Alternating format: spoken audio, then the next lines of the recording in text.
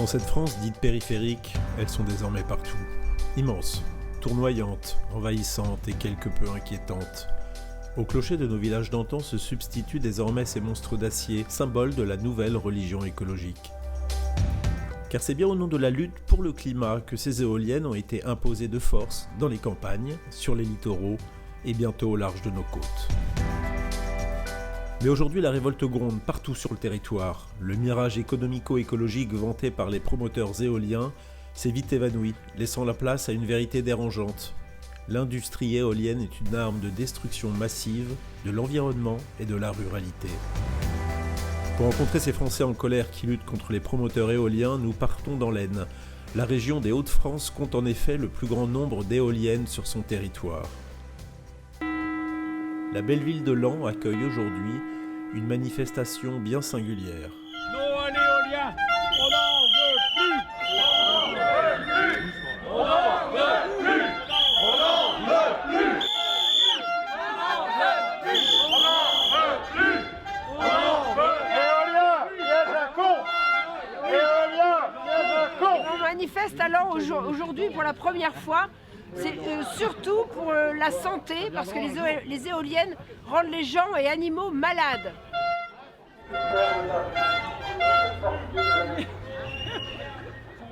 On ne voit pas d'éoliennes de chez moi, mais elles sont à 2 km. Le village en est complètement entouré. Mes symptômes sont dus aux infrasons produits par les éoliennes. C'est des acouphènes terribles.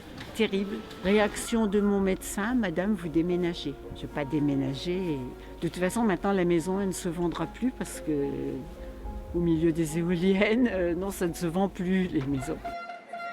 Comme vous pouvez le voir, il y a énormément de monde. On est pas loin de 1000 personnes et on veut que tout ça s'arrête. Moi, je veux carrément qu'on démonte ces éoliennes. Tout le monde est contre, donc on devrait dire on arrête, on va commencer à les démanteler. Mais au contraire, on voit que ça continue et la semaine prochaine ça continuera et ça sort comme des champignons. De plus en plus grands, de plus en plus nombreux et on en a ras-le-bol et la population en a marre. Moi, je suis ici parce que je combats un projet bien particulier qui est un projet éolien au sud de la Somme, le département où il y en a le plus. Donc on a une saturation éolienne très très important. On veut raser une partie d'un bois pour mettre des éoliennes.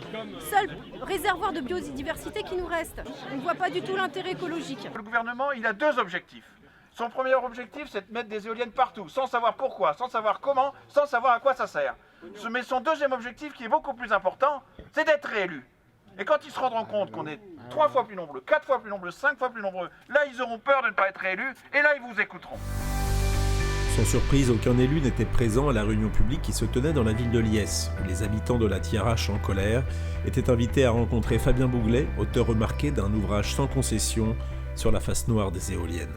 Nous sommes dans une région qui commence à être sacrifiée quand on voit le nombre d'éoliennes qui dénaturent notre environnement, qui dénaturent notre santé et qui dénaturent les écosystèmes. Est-ce que la région Nord est la poubelle écologique pour la bonne conscience d'Europe Écologie Les Verts? On n'en veut pas. On ponctionne l'argent des Français sur leurs factures d'électricité, sur leurs factures d'essence, et on le redistribue aux promoteurs éoliens qui sont parfois étrangers. C'est-à-dire, c'est du détournement d'argent public au profit de bénéfices privés pour un système qui n'est pas écologique, qui rend malade les gens et qui nous appauvrit. Pour ceux qui, comme dans cette salle, vivent à l'ombre des éoliennes, le mal-être est palpable. Mais leur souffrance reste ignorée quand elle n'est pas moquée. La journaliste Sue Berger parcourt la France pour recueillir le témoignage de ces victimes silencieuses. Les éoliennes, elles sont peut-être un petit peu arrivées par nous, effectivement, parce qu'il y a certains agriculteurs qui ont accepté des éoliennes sur leurs terres. Mais elles pourraient bien aussi repartir grâce à nous. Oui, je ne suis pas scientifique, et vous qui allez témoigner en disant que vous êtes malade, vous n'êtes pas scientifique non plus. Sauf que si personne ne dit les choses que l'on observe sur le terrain, aucun scientifique ne viendra se pencher sur tout ça. Si vous comptabilisez le nombre d'œufs à la virgule près, et non pas comme un petit agriculteur qui dit « voilà, j'ai une vache malade, je fais venir le vétérinaire, je ne peux pas trop vous prouver », si à la minute où les éoliennes se mettent en marche, les poules ne pondent plus et les poules meurent, ça sera comptabilisé et ça sera marqué et indiqué. Et là, on ne pourra pas dire que c'est faux. Donc du coup, il vaut mieux dans ce cas que l'agriculteur disparaisse. Oui, alors voilà, on a manifesté hier à Laon, mais en réalité, il n'y a pas que les gens malades, il y a aussi les vaches malades. J'ai fait le tour de tous les élevages et apparemment, il y a beaucoup de gens qui ont des problèmes. Dès que les éoliennes se mettent en route... Ouais, j'ai une ferme de 40 vaches laitières, mais j'ai des problèmes depuis le temps qu'ils ont installé une éolienne derrière chez moi. Et j'ai une chute de lait terrible. Avril à août, j'ai perdu 50 000 litres de lait. Les éoliennes sont situées à 800 mètres à 1 km de la ferme. Ils ont fait 5 éoliennes là. Et depuis le temps-là, j'ai une chute et puis j'ai des avortements au niveau des vaches. J'en ai corru une hier. Cette vache-là, elle a avorté hier soir. Je peux vous faire voir le veau. Je l'ai là, je vais le chercher. Ça fait le 7e cet été, dû à cette éolienne qui est montée là, depuis le mois d'avril. Et puis le veau il est mort et puis la vache maintenant c'est réforme. Et c'est pas fini à mon avis, j'en aurai encore dans le tas malheureusement. Et cette année, je vous dis, c'est énorme le nombre de vaches qu'il y a à avoir. De toute façon ça peut pas continuer comme ça. Il y a trop d'éoliennes tout partout, on en met partout et puis on ne s'occupe pas des agriculteurs. Hein. Il n'y a aucune étude épidémiologique qui est faite, ni de statistiques. Et on les réclame pourtant depuis très longtemps et il n'y a rien de fait. C'est absolument inadmissible. C'est des gens qui vont se retrouver en faillite. Il n'y a pas qu'à Nausée, en Loire-Atlantique. Ouais. Chez nous, c'est plusieurs élevages qui sont en difficulté. Il faudrait que les politiques fassent quelque chose parce que tout seul, nous, on ne peut rien faire. Il faut réagir maintenant parce que sinon, dans 10 ans, il sera trop tard. Hein. Il n'y aura peut-être même plus d'agriculteurs à cette allure-là. Face à ce sentiment d'abandon que les riverains d'éoliennes ressentent, les politiques doivent se saisir du problème, au risque sinon d'accentuer un peu plus la fracture entre le peuple et ses élus. Le propre du député européen que je suis, c'est de veiller à l'indépendance des nations européennes, mais aussi à la soutenabilité de nos modes de vie, de nos territoires, et favoriser le bien-être des Européens et des Français sur leur territoire. Je constate depuis quelques années la multiplication des parcs d'éoliennes de manière anarchique dans quelques-uns des plus beaux paysages de France. Du Tréport à Erquy en Bretagne, de l'Aisne à la Champagne, les éoliennes se multiplient partout. Eh bien, ce sont les Français les plus fragiles, les plus modestes, les grandes victimes aussi de la fracture territoriale qui sont évidemment en première ligne face à ce qui est devenu un véritable fléau. Un fléau parce que c'est à la fois inefficace, c'est une énergie qui est extrêmement coûteuse, beaucoup plus coûteuse que d'autres énergies, on pense notamment au nucléaire, et puis c'est un scandale démocratique, on n'a jamais demandé aux habitants, on n'a jamais demandé aux Français touchés par l'éolien terrestre ou par l'éolien offshore leur avis sur le sujet.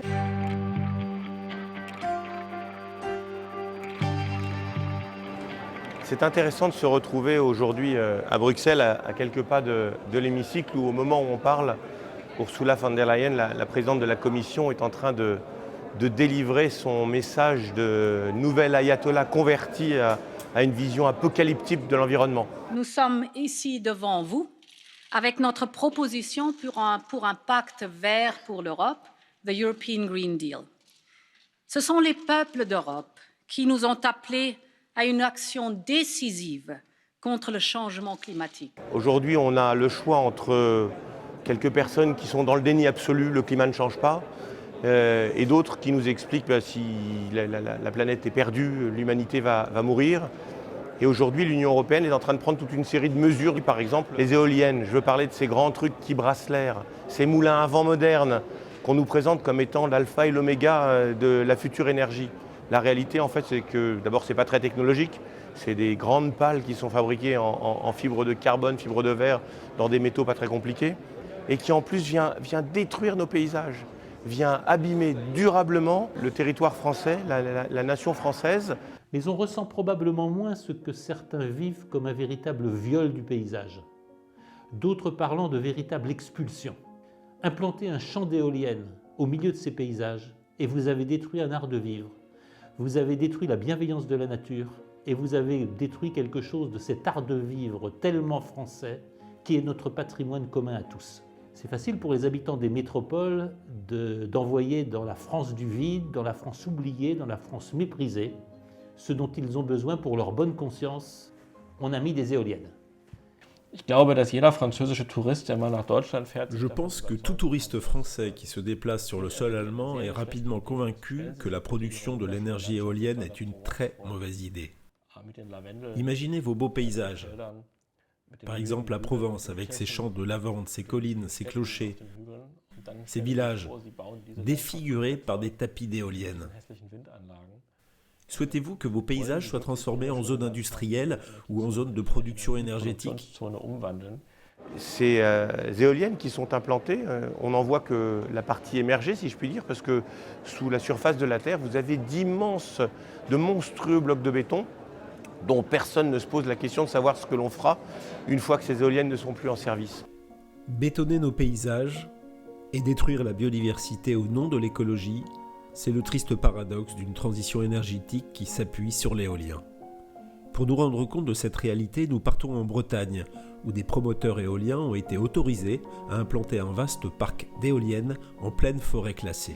Ici, nous nous trouvons dans le Morbihan, dans la forêt de la Nouée, deuxième massif forestier breton après la légendaire forêt de Brocéliande. Et le groupe Boralex compte y implanter 16 éoliennes qui feront chacune 186 mètres de haut en bout de pale. C'est la première fois en France qu'il y a un projet d'implantation de parc éolien en pleine forêt. Ensuite, cette forêt est classée en zone naturelle d'intérêt écologique, faunistique et floristique. C'est une réserve de biodiversité. Elle compte environ une 60aine d'espèces protégées. Et puis enfin, il faut savoir que nous sommes au cœur d'une bataille juridique qui a commencé en 2014 lorsque le préfet a donné l'autorisation au groupe Boralex de nuire aux espèces protégées. Du coup, des associations ont fait un recours auprès du tribunal administratif qui a donné donc gain de cause aux associations et a suspendu la totalité des travaux.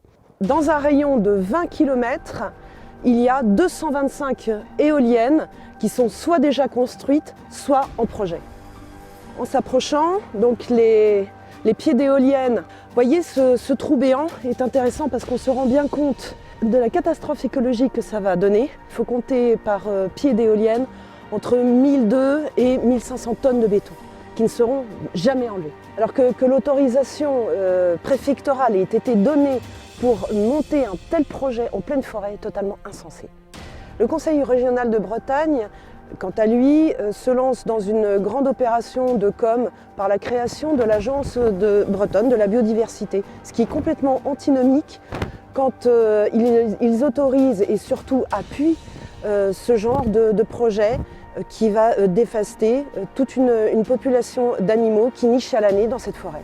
Jusqu'à maintenant, la Bretagne était assez préservée et je dirais presque en retard par rapport aux autres régions comme les Hauts-de-France et la Normandie. On sent qu'il y a une poussée pour rattraper ce retard.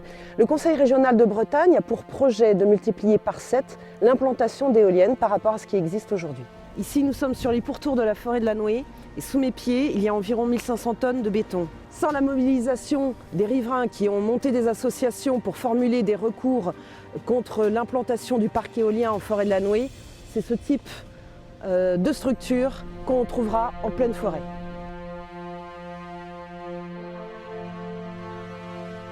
La composante la plus importante, c'est la souffrance des populations locales. Souffrance des populations locales qui peut être une vraie souffrance parce qu'on sait que des animaux meurent à proximité des éoliennes. On sait aussi que les populations de poissons fuient en masse les implantations d'éoliennes dans la mer, qui provoquent évidemment l'inquiétude légitime des pêcheurs et des populations côtières. Il y a plusieurs grands projets de parcs éoliens offshore au large de la Normandie, notamment un au Tréport, en Seine-Maritime. Ils sont évidemment très inquiets. Les pêcheurs souffrent des directives européennes, ils souffrent de l'absence totale d'action de l'État pour les soutenir, alors que c'est une profession qui est en difficulté. Et ils vont avoir un parc d'éoliens offshore qui va aboutir à la modification profonde de la faune et de la flore maritime. Direction la Manche, où est programmée l'installation de 6 parcs éoliens offshore entre Cherbourg et Dunkerque. Seul le Touquet, si cher au président Macron, semble échapper miraculeusement à la pollution d'éoliennes marines. Ici, au Tréport, ce sont près de 62 éoliennes qui se dresseront bientôt au large, au grand désespoir des habitants. Nous, on se bat avec les pêcheurs du coin, avec les élus. C'est la destruction de notre patrimoine régional. C'est la destruction des emplois locaux.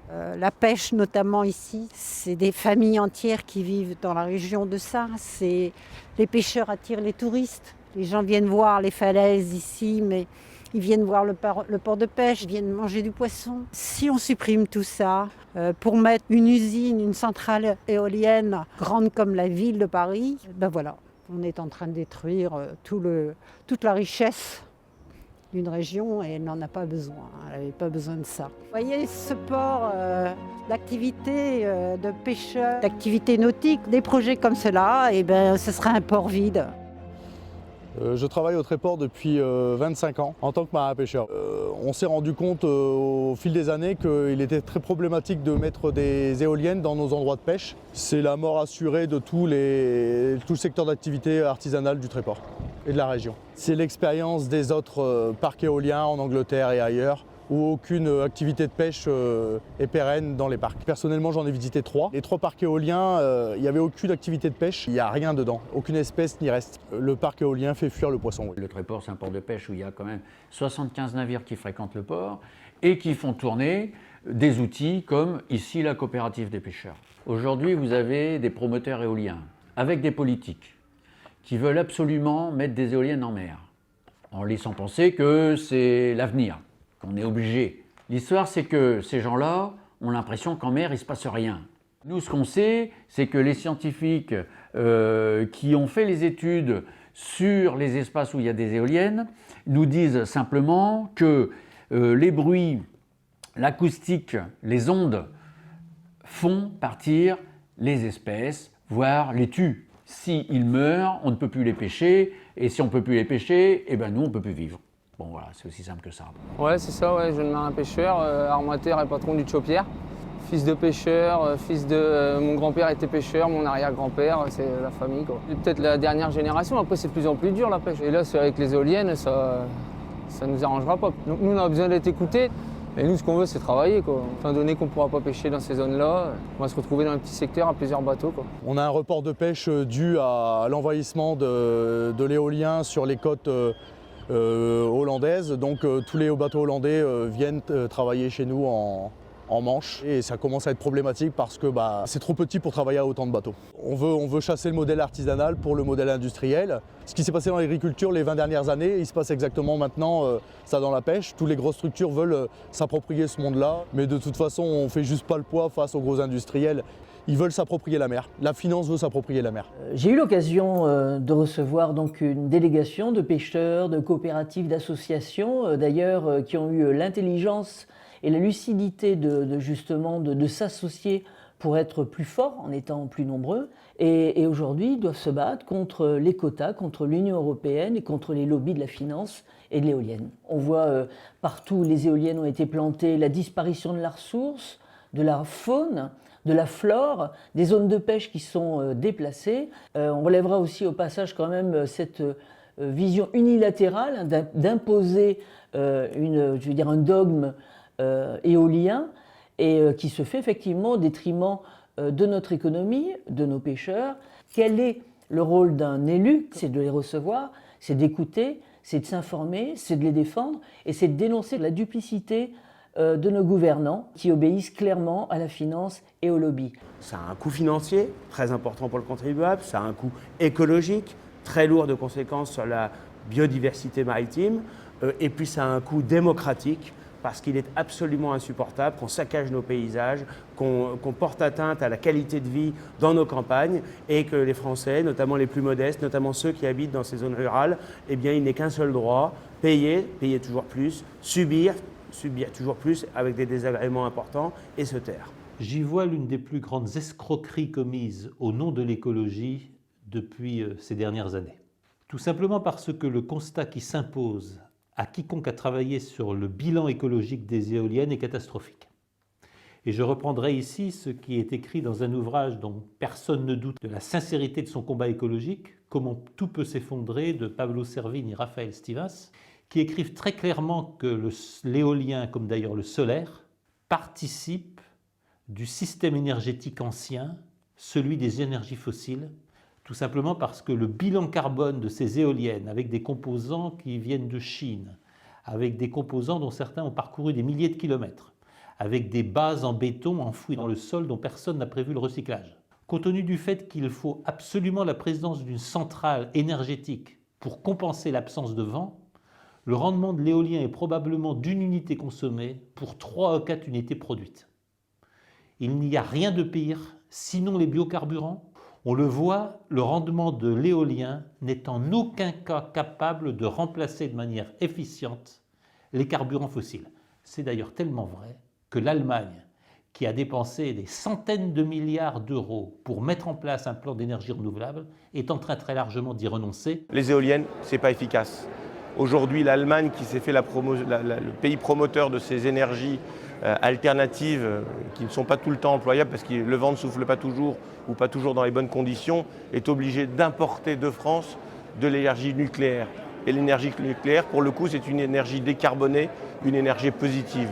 Donc vraiment le principe même de la fausse bonne idée. Comme l'Allemagne a voulu être en pointe dans la production de ces énergies renouvelables, ces énergies vertes, elle a couvert des espaces entiers de ces éoliennes qui détruisent le paysage. On en a même installé dans les forêts millénaires protégées. À cela s'ajoute le fait que ces éoliennes n'ont économiquement aucun sens, car il est maintenant établi que la meilleure rentabilité de l'éolienne, c'est quand elle ne tourne pas, car alors, il y a quelque part une centrale thermique qui produit de l'électricité à un coût infiniment moindre. Si l'on compare aujourd'hui les prix de l'énergie en Allemagne et en France, on voit qu'il est 3 fois plus important chez nous. L'Allemagne a le prix d'électricité le plus cher d'Europe. Cette différence de coût s'explique par le fait que la France dispose majoritairement de l'énergie nucléaire, pourtant décarbonée, quand l'Allemagne a souhaité stopper la production nucléaire pour développer intensément l'énergie éolienne. Mais on constate aujourd'hui qu'il y a tellement d'éoliennes et de parcs éoliens sur le territoire allemand qu'il n'y a presque plus d'espace libre, et Dieu merci, on constate actuellement que l'énergie éolienne s'est considérablement ralentie en Allemagne pour s'acheminer même vers sa fin. La véritable transition écologique, c'est de revenir sur les illusions de la mobilité, revenir sur les illusions de l'homme hors sol, sans frontières, sans territoire, sans nationalité. C'est revenir au local, c'est revenir au droit des indigènes à bénéficier des services gratuits de la nature sur leur sol. Bref, c'est retrouver l'homme de chez lui, l'homme du nous et l'homme de son territoire. Ce combat-là, c'est un combat que j'espère conduire au Parlement européen avec tous les membres du groupe et de la délégation Identité et Démocratie. Parce que celles et ceux qui savent qu'ils ont reçu ces territoires merveilleux de France et d'Europe, de celles et de ceux qui se sont sacrifiés, qui se sont battus pour les conserver à leurs enfants et à leurs petits-enfants, ressentent le devoir de les transmettre meilleurs, plus beaux, plus vivants, plus bienveillants à leurs enfants et leurs petits-enfants. Et c'est pour moi la source du combat écologique. Quelque part, le combat écologique, c'est le combat de celles et de ceux qui sont conscients de leur responsabilité envers les générations futures du territoire dont ils ont hérité et qu'ils doivent transmettre. C'est un combat identitaire, c'est un combat citoyen et c'est un combat national.